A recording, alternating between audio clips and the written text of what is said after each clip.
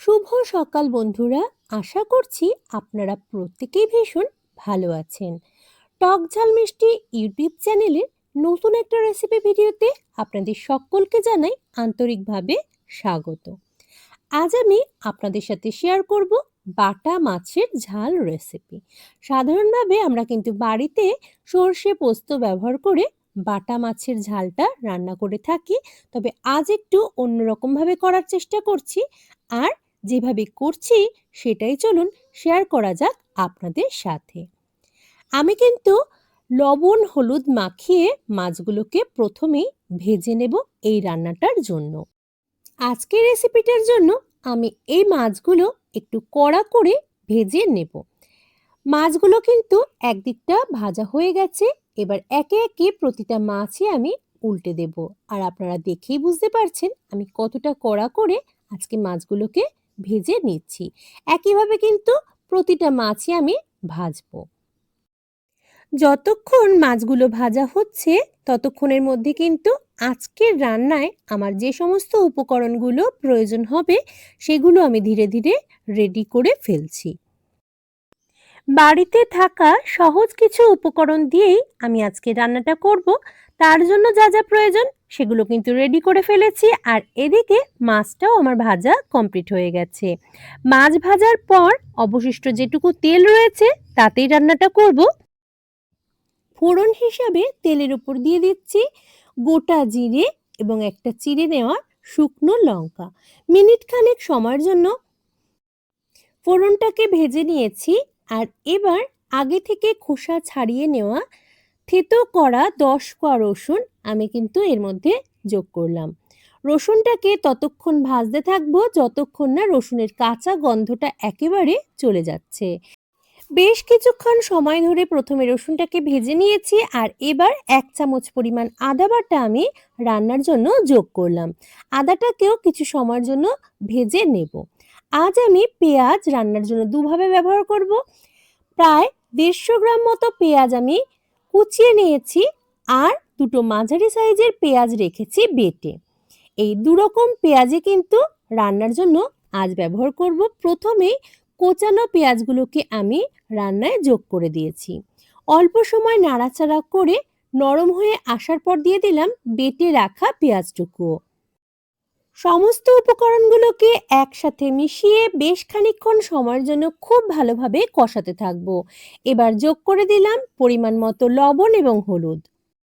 রসুন সহ অন্যান্য উপকরণ যেগুলো আমি এতক্ষণ অবধি রান্নায় ব্যবহার করেছি সমস্ত মশলাগুলোই কিন্তু বেশ কিছু সময়ের জন্য ভালোভাবে কষিয়ে নিয়েছি।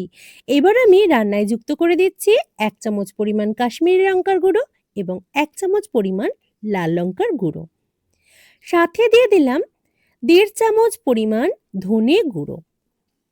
খুব ভালোভাবে একবার খুন্তির সাহায্যে মিশিয়ে নিচ্ছি বাদবাকি উপকরণগুলোর সাথে। মশলাটা ভাজার সময় আমি গ্যাসের ফ্লেমটাকে মিডিয়াম টু লোতেই রেখেছি। আর অনেকটাই কিন্তু ভাজা হয়ে এসেছে সমস্ত মশলাগুলোই। যোগ করে দিলাম 2 চামচ পরিমাণ জিরে গুঁড়ো। জিরে গুঁড়ো যুক্ত করার পরও আরও একবার ভালোভাবে খুন্তির সাহায্যে মিশিয়ে নিলাম। এভাবে কিন্তু আরও কিছুক্ষণ মশলাটাকে কষাতে থাকবো। আর অন্য একটা পাত্রে আমি গ্যাস ওভেনে জল গরম করতে বসিয়ে দিয়েছি, যেটা আমি আজকের রান্নায় ব্যবহার করব। আগে থেকে দুটো মাঝারি সাইজের টমেটো আমি পিউরি তৈরি করে রেখেছিলাম। সেটুকু টমেটো পিউরি আমি যোগ করে দিলাম রান্নায়। কিছু সময় ধরে নাড়িয়ে চাড়িয়ে সুন্দরভাবে কষিয়ে নেব। আপনারা একটু লক্ষ্য করলেই বুঝতে পারবেন আজকের রান্নাটার জন্য আমি তেলের পরিমাণটা কতটা কম রাখার চেষ্টা করেছি। যেহেতু তেলটা খুবই কম রেখেছি রান্নার জন্য, তাই আমাকে কিন্তু মিডিয়াম ফ্লেমেই সমস্ত মশলাগুলোকে ধীরে ধীরে বা সময় নিয়ে কষিয়ে নিতে হচ্ছে। তা না হলে তেল কম থাকা অবস্থায় আমি যদি হাই ফ্লেমে রান্নাটা করতে যাই মশলাটা কিন্তু খুব সহজেই পুড়ে যেতে পারে। মশলাটা সুন্দরভাবে কষানো হয়ে গেছে। এবার ব্যবহার করলাম গরম জল থেকে বেশ কিছু পরিমাণ জল।